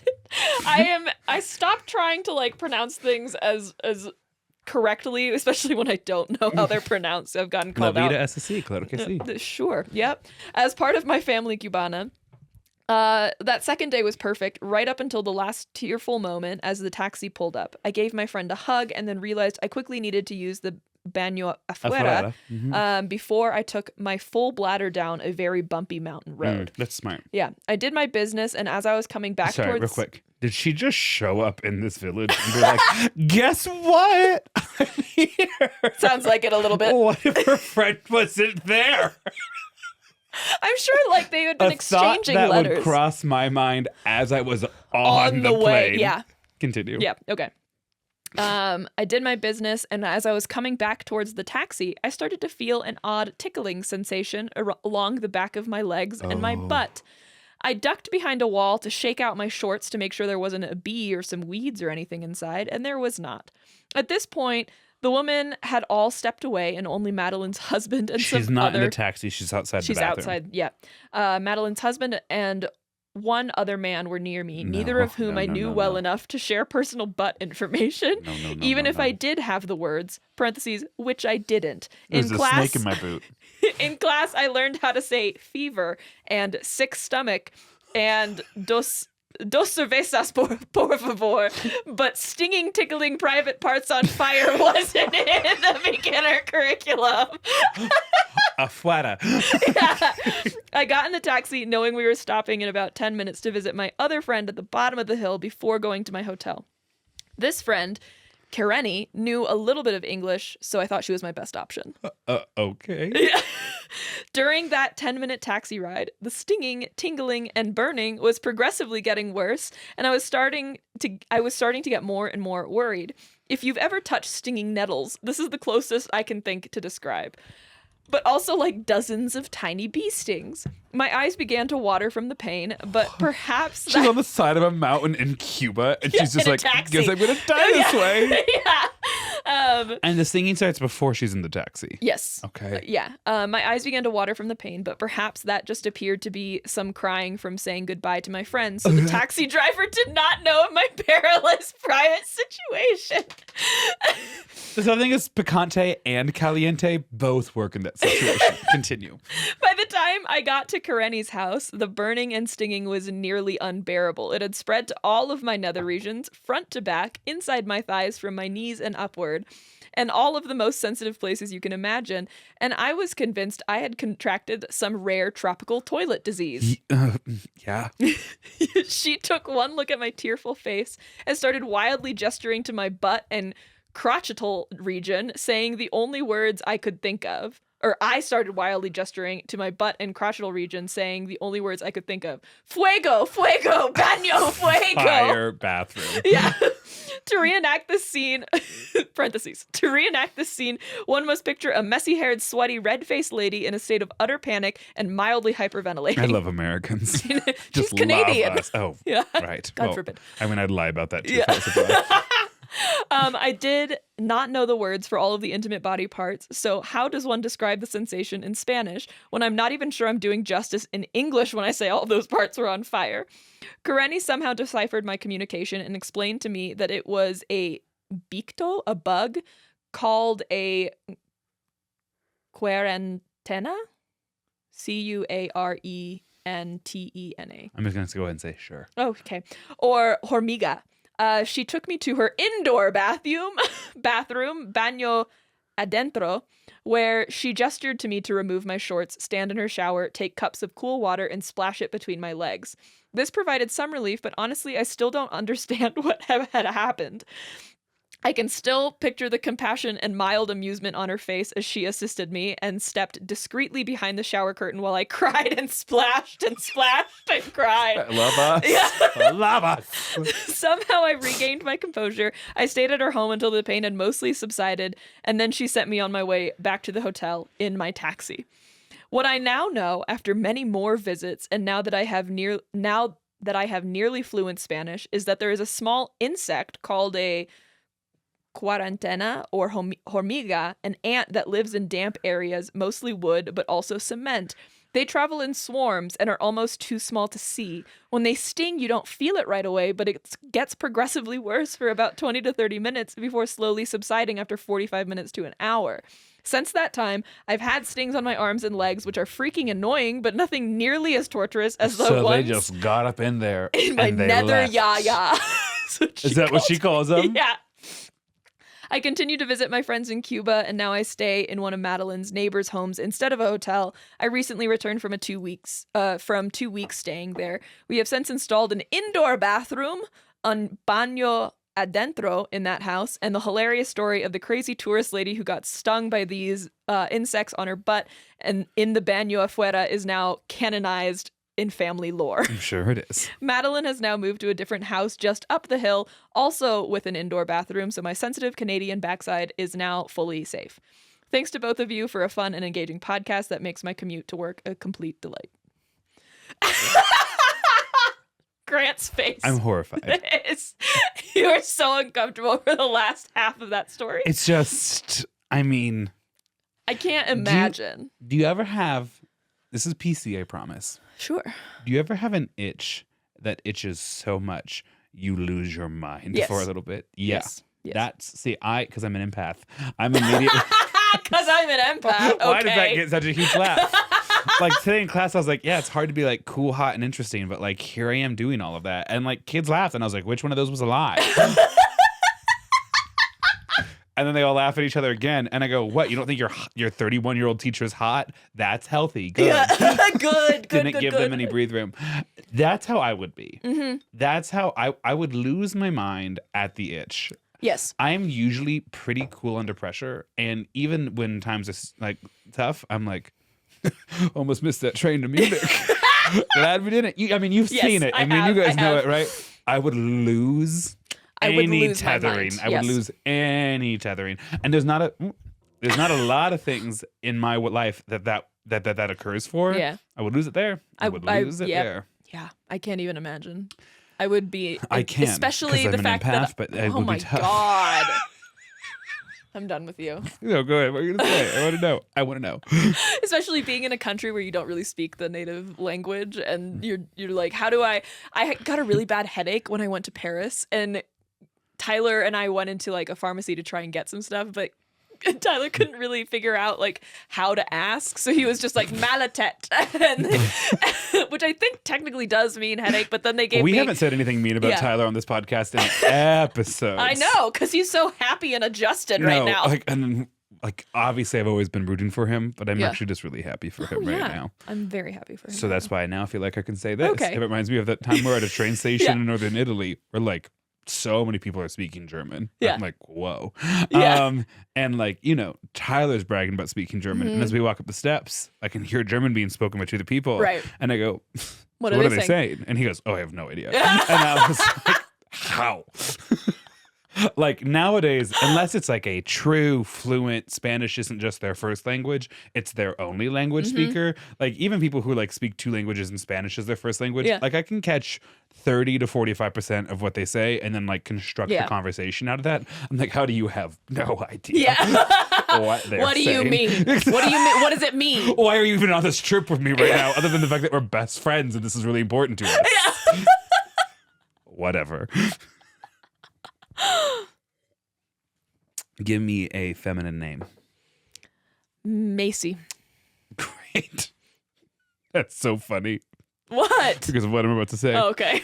This comes from our friend Macy. Pronouns, she, hers. We have permission Okay. for pronouns, just not name. Okay. Title of the email, Adventure in Real Estate. Ooh. Hi, friends. Coward, pick a side. It's only, and I know, because we get the emails. Yeah. It's only funny to us. Oh, it's But it stresses so funny. everyone else out. We do gotta forget. We can't forget that a lot of our listeners find us comforting because they share the same types of anxiety that you have. That you have. Okay. Oh, I'm sorry. You're gonna tell me I'm normal wrong, and well-adjusted, bro? and I'm so sick of it. And her honestly. sister is what? A witch. You're gonna tell me I'm wrong? You're gonna look at me and you're gonna tell me that I'm wrong, bro? Am I wrong? Every person who's like, hi, I'm a millennial from the early 90s, so that's why I understand everything you say. Yeah. But like, we are not applicable beyond like a very tight age range. Adventures in Real Estate from our friend Macy. Hi, friends. You literally got 2 words into the fucking email. Comma. I have been looking for a new house for years. Been there, done that. Sorry, I've been starting to say this in class to like in conversations. Heard, felt, understood. Such a menace. You good? Yeah. Validated. Recognized. If I can, I'll change it. Goodbye. Leave the desk. At one point today, I was like, hey, do you need something? And the kid was like, oh, no. And I was like, okay, so I just saw you approach the desk, so I wasn't sure if you need anything. And I felt like Judge Brown. I saw you approach the bench. So Macy's been looking for a house. You're For not good at years. this. I'm not. And that's okay. I'm okay with that. Good. I've come to terms with it. That's good. I need to catch my breath. I've been laughing so much. Or it's a wine burp, but it's mostly the laugh. My husband, I don't know why I read that as friend. My husband and I almost never agree on what houses we like. We made an appointment, and this is why I'm single. Oh my God, Grant, read the email. I am, and I'm also reacting to it. We made an appointment to see a home in nearby Marcy, New York. That's why it was funny that you chose that's funny, Macy. yeah. The listing shows photos of a rusty old Quonset hut on the property and says it's been converted into an apartment. Oh, cute. We arrived to see that while the main house is empty, the Quonset hut is occupied. We tour the house and we love it. We finally agree on a home. Hell yeah. She put finally in italics. Really good writing. Really good writing. Sorry. I'm reeling it back in. Okay. My brain's all over the place right now. What? No. So fucked up of me to say that. Like 8 people like these episodes, and we're 2 of them. Yeah. It's so true. And Sandy. That's so true. Yeah. We go around to the backyard with our realtor / friend and see a ton of fake skeletons and skulls. Good. Just all over.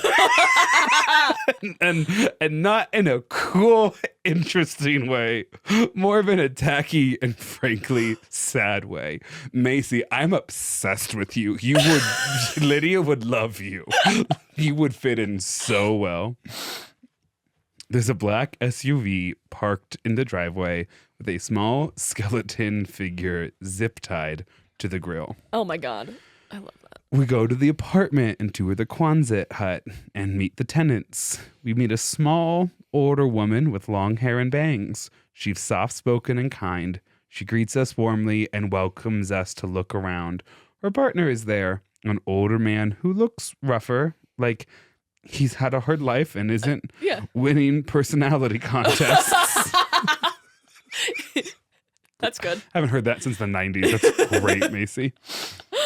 On the couch is a man who is clearly, you want to take a guess? Hammered. High out of his mind. Yeah, nice. And looks like Tommy Chong. I don't know who that is. Oh, from Cheech and Chong? Yeah, I think so. Yeah. Since the building is curved, all the decor is tapestries that have been tacked to the walls and hang at weird angles. The bathroom is alarming. That's it. That's all I get from the bathroom. Alarming. Period. End of sentence. Moving on. Anytime I'm at work ever and need to tinkle, bathroom's alarming. But my hands are washed. Yeah. And I'm talking about the staff bathroom, folks. We don't even venture into the vape lounges that are, and that reminds, no, I'm kidding. Oh my God. Our listeners are screaming. Plus 15, plus 15. They're Get back setting to the timer so that they can yell at us for how long we've gone off the rails. I'm about to comment something so mean on this week's visual episodes. I have to respond to those. Anyways, bathroom's alarming. The bedroom seems like it's full of leaks, and I feel a sense of dread the longer we're there. Oh, no. Because, I mean, that would be your place. Like, you'd be responsible to, like, take care of it. Like, I understand being like, this is not a place that people... I don't want to take care of this. Right. Yeah. And also, I think people, who are alive should live in nicer places than this. Yes. We step outside, and while my husband speaks with the man about their love of the Beatles, I ask the woman questions about the property. She tells me about how lovely and serene the area is, the beautiful wildlife that passes through. She tells me that her partner lived there for 24 years. Wow. And she moved in sometime after. While we're talking, we can hear loud noises that sound like fireworks. Oh, no. I ask them if it's common to hear fireworks midday. Yeah. The man tells me it's a propane cannon that goes off periodically. What does that mean? To scare the birds at the farm down the road. What? That is an insane sentence to hear. Hold on. Okay. Yep. Okay. So we're just moving on from that. He set up a propane cannon with the sole intention of scaring a neighboring farm's birds. Oh, so it's on there. It's like not even like at that farm. It's like here. Let me just read it again. Yeah. The man tells me it's a propane cannon that goes off periodically to scare the birds at the farm down the road. That doesn't sound like it would be the farm owners doing. I don't think so. I could be wrong. I don't know. That's all Macy gave us. That's hilarious, I get not asking follow-up questions. Yeah, like, no, I would want to is that propane leave. Cannon? What are you shooting out of it? What is a propane cannon? The man also tells us that he was close with the previous owners, who knows the house and the Quonset hut well, and has done many of the repairs himself. Oh. We leave that afternoon feeling confident we will be putting in an offer once we get the paperwork done. Macy, that's kind of crazy. I'm not gonna lie. That's kind of wild. Is the lease on the Quonset hut done soon? Is it? Who knows? You guys like the house, and I love that. You like it, I love it. You know I'm not a person that rains on parades. Propane-cannon was mentioned in that paragraph. And you were like, anyway, we loved it. Like I have said on this podcast and to you in private that I truly do think one of my greatest assets that you cannot put a monetary value on is the just absolute insane level of comfort we feel around giving our honest opinions to each other. Yes, very true. Like, do you understand how confident I feel on my house buying journey? Because my parents are like, well, I don't know, you're not married or anything, so it's like one income, and all of you guys are like, now's the right time, strike the iron, and I'm like, you're right, you're right. Because if they thought it was bad or in any way would detract from my ability to vacation with them, they would tell me. We would. We want you in walking distance. Once we get we're confident we're going to put an offer in once we get the paperwork done. And that night, we prepare our house to put it on the market. Been there, done that, honey. That's tough. Yeah. We aren't sure what to do about the tenants. Yeah. The propane cannon bothers me. Yeah. Okay, good. I'm glad we're not just glossing over that. It's like literally, it was like actually just a comma that separated that we're putting in an offer and that. And I was like, we have to have a whole thing. Yeah. The propane cannon bothers me. We try to look up agriculture laws on their allowed use and can't find any useful information. Yeah. Needing to know more, I ask my husband to go to the farm and see how often they use the cannon. Okay, so the cannon's it's at on the farm. Okay. If it's constant, that's not the feeling of serenity I'm going for. Not to mention the stress it would put on our sensitive dogs. Oh, yeah. Oh, my gosh. My husband meets the farmer who tells him the cannon is only used for 2 weeks out of the year to grow corn that he passes out to the neighbors. Oh, cool. The farmer also shares his knowledge of the neighborhood and the tenants. Oh. Later, my husband comes home and tells me the details the farmer shared about the house. Oh my gosh. He tells me he was listening to a podcast on the way home about Charles Manson. Okay. He starts asking me what I know about a few of the Manson family members. Yeah. You go through the ones I can rattle off the top of my head. Oh my God. You really are one of our listeners. Oh my God. You really are one of our listeners. Because I couldn't do any of that. Grant, you need to finish the story. I'm dying to know. He asks my more God. about one, Squeaky. I tell him all about how she never renounced Charles Manson and attempted to assassinate Gerald Ford. Sorry. You could have given me 1,000 guesses about what keyword is said in this email, and I would have never gotten close to Gerald Ford. I would not have gotten a single one. This is how you felt when I mentioned Charles Manson during Pupfish. Yes. When I was What? I'm like, what? I told him that when Charles Manson announced he had cancer, she broke out of prison for whatever reason. Yeah. Terrible plan, but whatever. Yeah. He changes the subject. This is the husband. Yeah. He says, "What if the tenants were people we couldn't kick out?" And we discuss the possibility. Oh my God. I tell him I'd rather have that nasty old rusty building empty than have it occupied. He says, "What if the tenant was Squeaky?" I'm looking up a photo. And I realize why he had asked me earlier. That is... The woman living in the dilapidated shack was Squeaky Fromm, the tiny old woman who loved gardening and being a little weird, was the failed assassin and cult member Lynette Fromm. I couldn't see the carved X on her forehead because she had bangs. Something about her Oh my God. felt sad, and now I know why. The house was an estate, so the sellers didn't have to disclose anything about the property. Oh my God. We were almost put in a position where we'd have to attempt to evict her and her partner, who turned out is a convicted murderer. Oh my God. We were almost living steps away from two white supremacists. if we hadn't happened to be viewing the house in those short 2 weeks, the farm was using the propane cannon. The propane cannon saved them. What an insane thought to have. Listen, Macy, and now I totally get why you didn't want us to use your name. There's more. We're not even done yet. I'm so excited. The way you have in like 5 minutes done the kind of reveal mine I take hours to try and to get through. Your life was saved by a propane cannon. I did 50 minutes of theater history last week. This is her. Yeah. I mean, around the time. Listen, if you told me when she gets older, do you think she's going to have fake skeletons in her yard and attack you? Yeah, I could see it. I'd say yes. Yeah. Oh my God. This is actually so wild. We would have been stuck with them. They would have an impossible time getting a new apartment. I would imagine most people would turn them away due to their records. There are strong tenant rights laws in New York State, and that's normally a great thing. Yeah, but it does we allow would for have had squatting. No friends or family willing to visit us, and the person who's probably pretty high on an FBI watch list. What about the guy who was actually high? I think that's so funny too. Yeah.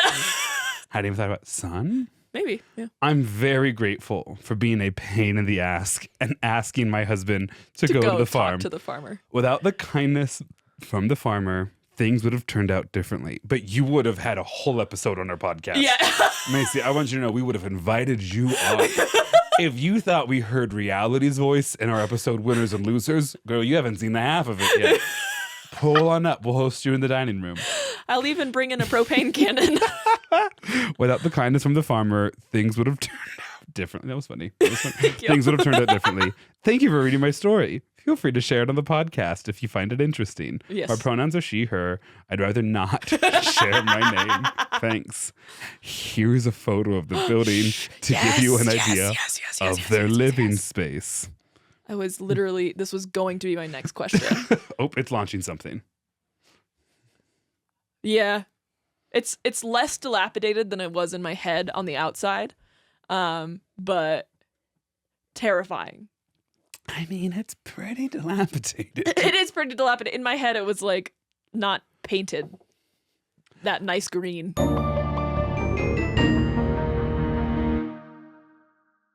Use my name, they say. Okay. They sent it as a Word doc. That's always so exciting when we get things where they're like, I actually had so many thoughts, you need to format it on a word processing device. We're about to get so many apostrophes and semicolons. Okay, here we go. Dear Well I Left Pod family. I'm sorry. No, shit. What are those called? Parentheses. I was right. How much wine have you had? Like the entire bottle? No. Bert Herblinger. Almost. Not the whole bottle, but there's less in there than I thought it was. Quite a bit less. Go ahead and tell me. What's their name? AJ. Great. Pronouns? He, they. Nice. Okay. Dear Well I Left Pod family, aka Maia/Grant. They did everything else. I've won 1 out of 3. Are you kidding me? I think 1 out of 3 and then a high friends? I'm alphabetical. I think they tried to prevent this because everything else is as a list and a comma, and we're like put together as one with just like a slash. Maia/Grant, comma, Monet, comma, Bowser, comma, and Casey. Will fam, what up? Will fam, get wilfed. Get wilfed.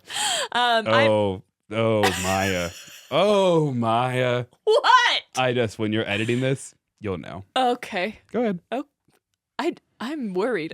That should have felt almost ominous. It really did. Good. Okay. Good.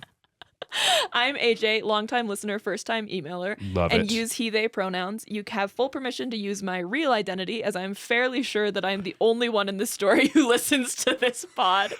Parentheses, incredibly lame, as I've recommended it to literally everyone. How cute, though. Thank this you, is how AJ. you find out. Yeah. No. No.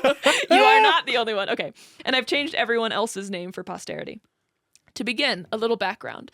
This takes place many moons ago when I was a child at about 15, and right at Christmas time / New Year's. Over the break, my family had planned 2 vacations, parentheses, they're divorced and split the time accordingly, close parentheses, open parentheses. Also, please don't feel sad about the split. It's really what gave me a semblance of a personality. I'm going to say this, and when I say it, you will have heard what I'm about to say. And then later you can decide if we need to cut this. Okay. When you know who I am, you know this is said with outpouring of love. When you told me their pronouns are he, they, I knew we were getting double parentheses in the first 2 paragraphs. Much in the same way I trust them with an iced chai. You know, like I just knew you know some things, right?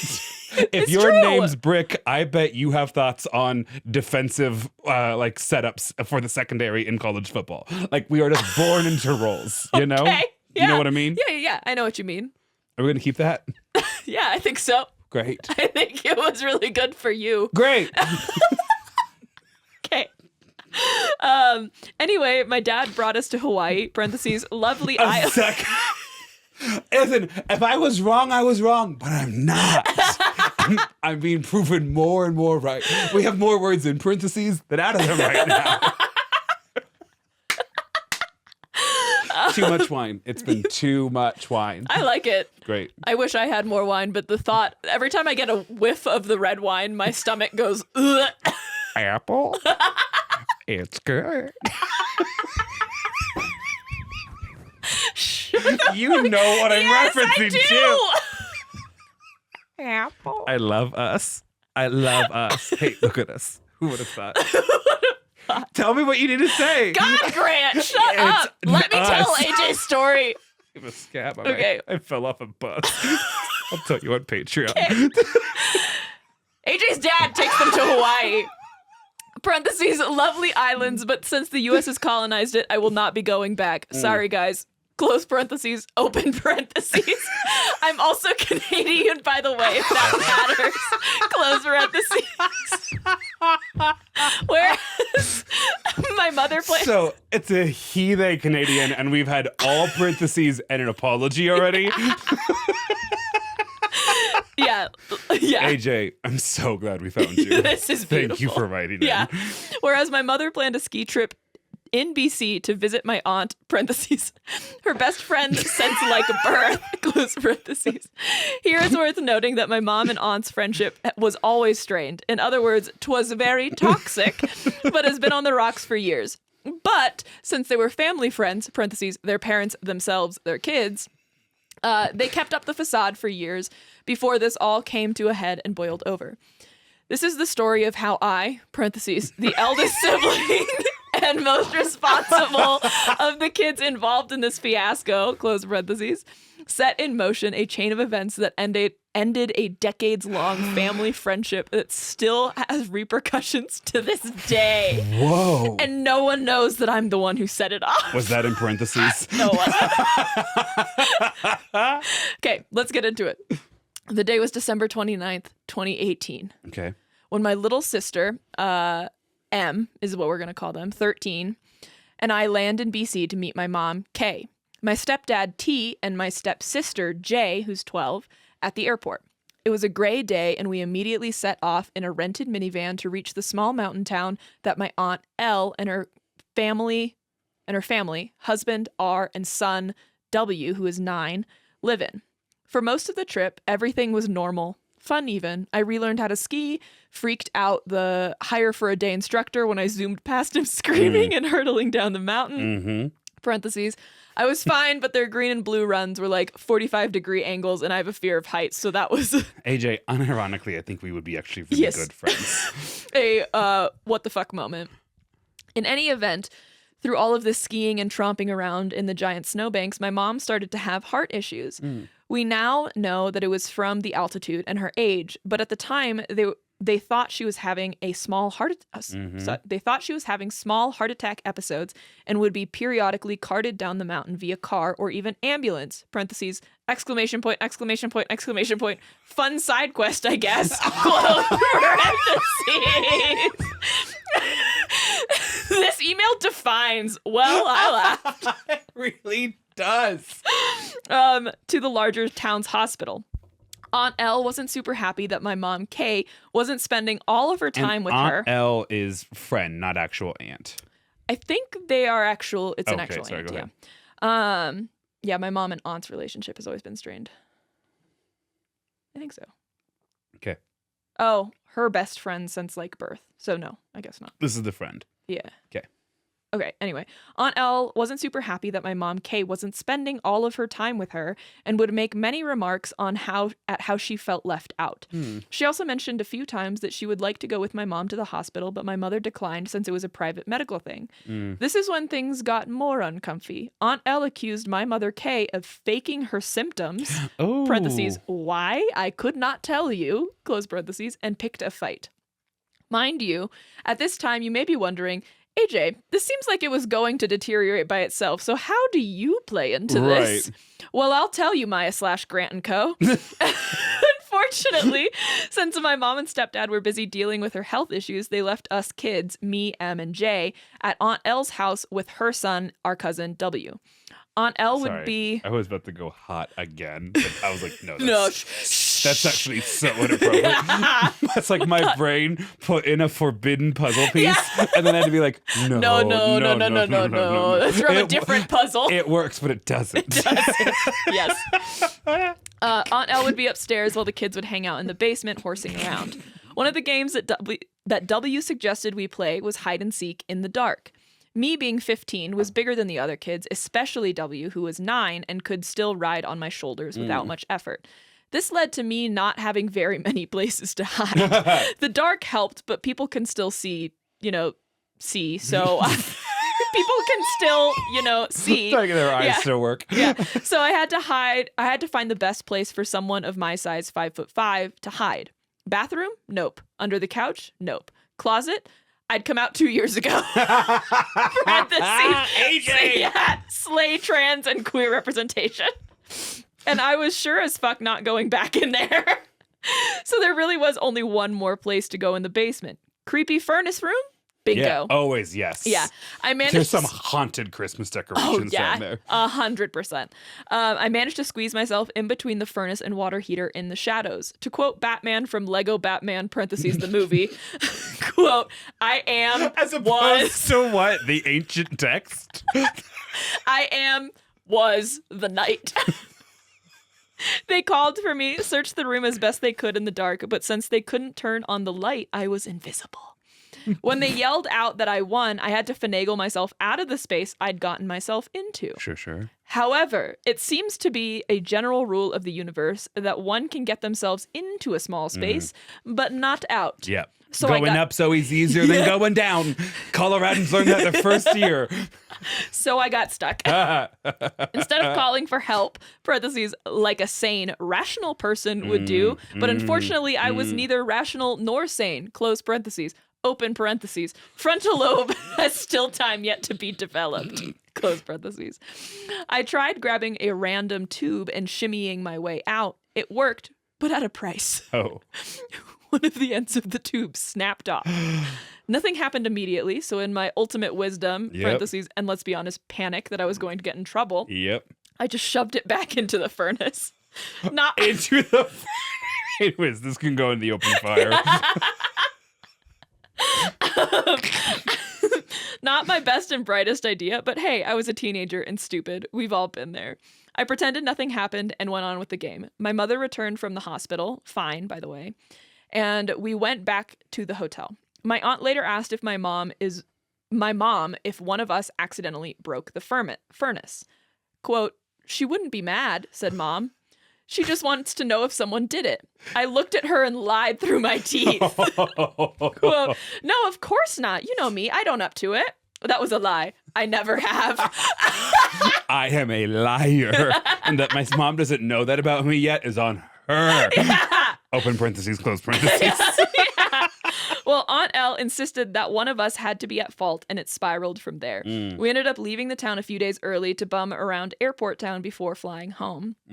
I haven't seen her or her family since, but they continued to contact and shit-talk my mother from afar. Aunt Elle's parents, who were very close family friends with my grandparents also went so far as to talk shit, to shit talk my mom to my grandma. Like, who does that? Aunt Elle also called up my stepdad T to reveal every piece of dirty laundry about my mother right before mom and stepdad's wedding. Oh. Parentheses, presumably to cause maximum damage. And well, that's it. While it was bound to happen someday, it's funny to see that such a long friendship can come to an end because of a game of hide and seek in the dark and a little lie. To this day, I've never told anyone about this, parentheses, aside from, of course, my best friend and my fiancés, Aw, close parentheses, congrats. open parentheses, plural, was meant, we are a throuple, close parentheses. Congrats, we're so happy for you. We love marriage. I mean, Maia famously loves marriage. I'm incredibly undecided. Undecided. Okay, so it was my honor to provide this family drama as It's fodder just like, for much while like I cigarettes, left. we don't do them like we did in the 80s, you know? I have one more sentence, I swear to God. Yeah, and I had a couple thoughts. We both have lines. I hope you all enjoyed. I know I always do listening to the pod. Lots of love, AJ. P.S. I've attached a picture of wall graffiti about DB Cooper since it reminded me of the episode I just finished. This is a recent email. Yeah. Cute. So the graffiti says, go ahead. DB Cooper, and then underneath it is an equal sign. And underneath that, clearly died jumping off that plane? Right? Question mark? Like, how are we still questioning Yeah, this? what? I mean, where did that money come from? I don't. And why didn't we find a body? So great. The longer I spend on this podcast, the more I'm like, yeah, truth is relative. And like, it's not. No. Something a teacher for speech and She debate. famously, no, it's not. Yeah. Oh, God. Sorry. This is maybe a better story for Patreon, but I'll toss it here at the end. One of my darling little freshmen does 2v2 debate. Yeah. And her partner, like 2 days before the first competition was like, I can't do this. I'm so sorry. I like basically left her at the altar of like, oh my competition God. season's here and you don't have a partner anymore. And so this child, and this is good. This is not me throwing smoke. Sent me an email yesterday that was like, I'm concerned I don't have a partner and I don't know if it's a huge priority for you, which I get because you have a lot of kids, but like, I'm really concerned I need your help. Yeah. So I solved it. I was like, there's a senior that doesn't have a partner this weekend. Here you go. And this kid was like, what? And I was like, you sent me an email and I solved that problem in under 10 hours. You should be shocked. Yeah. I don't know how that relates to anything. I don't either. It was held so relative at the moment. I'm a debate teacher. Yeah, that sure. Good. Well, hey, if you've enjoyed this, don't know by the why. way, I don't know why. Our next two themes. Yeah. Do you want to Oh. say what yours is? I'm just going to also say the one after. So, Because the one that we're recording in 3 days. So excited for. I'm so excited for mine. Too. Buried Beneath. Buried below. Yep. Buried below. Is it? Yeah, that's what you texted me. I don't think it is. 1000%. You want to bet? No, but I want to check. Go ahead. And then then what's the episode? What's the theme after mine? The theme after that is going to be coming out. Like my first story is going to be coming out on Christmas, and then so we're going to make it a Christmassy theme, and I chose naughty or nice. Very excited about that one. So if you have any stories relating to either of those or any of our past themes or any story really, you let us know. Yeah, was I right? Well, you might have renamed it.